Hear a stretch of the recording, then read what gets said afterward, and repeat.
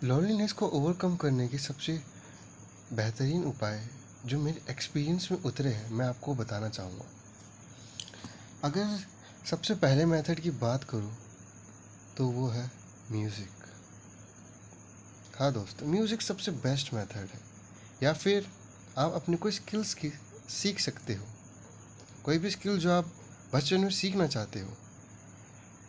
देखिए, जब आप म्यूज़िक सीखते हैं तो फ्रिक्वेंसीज जो म्यूज़िक से प्रोड्यूस होती है, जो भी इंस्ट्रूमेंट आप सीखना चाहते हैं, वो फ्रिक्वेंसीज जो है वो आपकी नर्वस सिस्टम को काफ़ी इन्हेंस करती है और आपको काफ़ी ज़्यादा रिलीफ देती है। तो जो म्यूज़िक है वो लोनलीनेस को ओवरकम करने का मेरे देखने में काफ़ी बेटर मेथड है।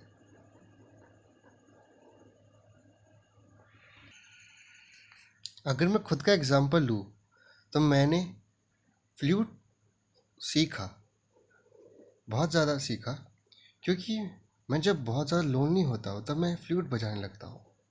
पर दोस्तों, जब भी आप कोई इंस्ट्रूमेंट सीखे तो उसकी परफेक्शन के लिए ना करें, उसे आप इंजॉय करें। आप जो भी इंस्ट्रूमेंट सीखे उसे इंजॉय करें सबसे पहले। अगर आप इंजॉय करना सीखेंगे तो धीरे धीरे आपका उसके लिए परफेक्शन भी आ जाएगा। तो मेरी माने तो आप किसी भी म्यूज़िक या किसी भी स्किल को सीखें तो आप उसे इंजॉय करें और फिर बाद में उसमें परफेक्शन लाने की कोशिश करें। तो ये आपकी लोनलीनेस को ओवरकम करने का एक बहुत ही अच्छा मेथड बन सकता है। दूसरा जो मेथड है वो है गोल्स। आप अपनी लाइफ में कोई गोल डिसाइड कर लीजिए, कोई भी हो सकता है। वो हो सकता है कि आपको कोई अपनी फिजिकल फिटनेस चाहिए हो, या फिर आप हो सकता है कि आपको कोई किसी भी फील्ड के अंदर परफेक्ट बनना हो, या फिर आपको बहुत सारा पैसा कमाना हो। आप इन तीनों में से आप किसी भी एक गोल को अपनी लाइफ की टाइम दीजिए और आप पाएंगे कि धीरे धीरे जो आपकी लोनलीनेस है वो कम होने लगी और आप इन कामों के अंदर अपने आप को बिजी कर दोगे। पर लेकिन दोस्तों, ये एक टाइम तक ही लिमिटेड है।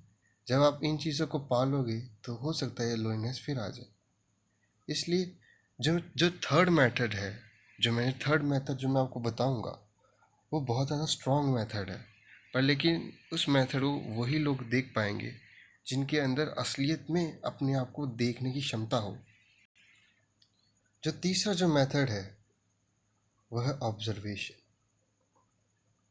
Observation without judgement. दोस्तों, ये वही ऑब्जर्वेशन है जिसके बारे में कृष्णमूर्ति अपने लेक्चर्स में कहते रहते हैं।